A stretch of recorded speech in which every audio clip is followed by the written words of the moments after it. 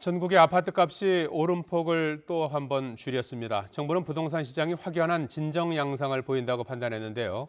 여기에 더해서 투기 세력의 먹잇감이 됐다는 우려가 나오는 저가 아파트에 대한 기획조사도 벌이기로 했습니다. 조태영 기자입니다. 올해 들어 전국의 부동산 시장은 뜨거웠습니다. 하지만 최근 들어선 확실히 주춤한 분위기인데요. 이번 주 전국 아파트 값은 한 주 전보다 0.22% 올랐습니다. 5주 연속으로 오름폭을 줄인 겁니다.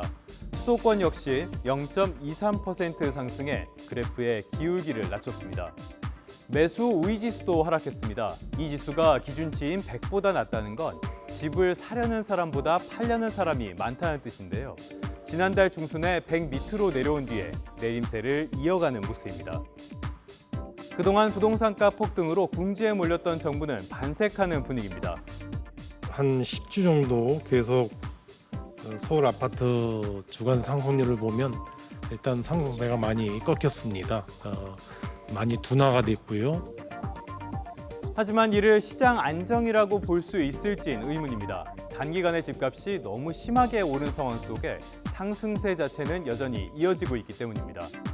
부동산 대책이 제대로 작동하지 않은 탓이 큰데요. 정부는 지난 2019년 말 12.16 부동산 대책을 통해 규제 지역에 15억 원이 넘는 아파트엔 대출을 전면 금지했습니다.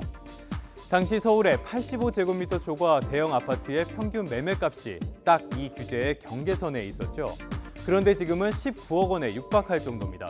규제 발표 이후에 26%나 오른 겁니다. 투기 수요 억제를 통한 가격 제어 기능이 규제 회피 성향과 수요층의 규제에 대한 내성 효과로 제대로 작동하지 못하는 분위기입니다. 시장 과열을 불러왔던 수급 요인들이 개선되기 전까지는 인위적 대출 규제에 따른 매매 가격 안정세를 기대하기는 어려워 보입니다. 이른바 풍선 효과도 여전합니다. 올해 들어 이뤄진 전국 오피스텔 매매 거래는 벌써 5만 건이 넘습니다. 연간 기준 역대 최다 기록을 새로 쓴 건데요. 상대적으로 규제가 약한 오피스텔로 수요가 몰린 결과입니다. 지난해 7.4 대책 이후론 저가 아파트로 투기 수요가 몰리고 있다는 지적도 적지 않습니다. 다주택자의 취득세율을 높이면서 공시가격 1억 원 이하 주택은 제외했기 때문입니다.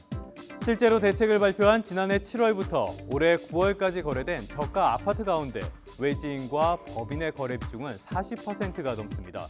특히 법인 매수는 올해 들어서 급격한 증가세를 보이는 추세입니다.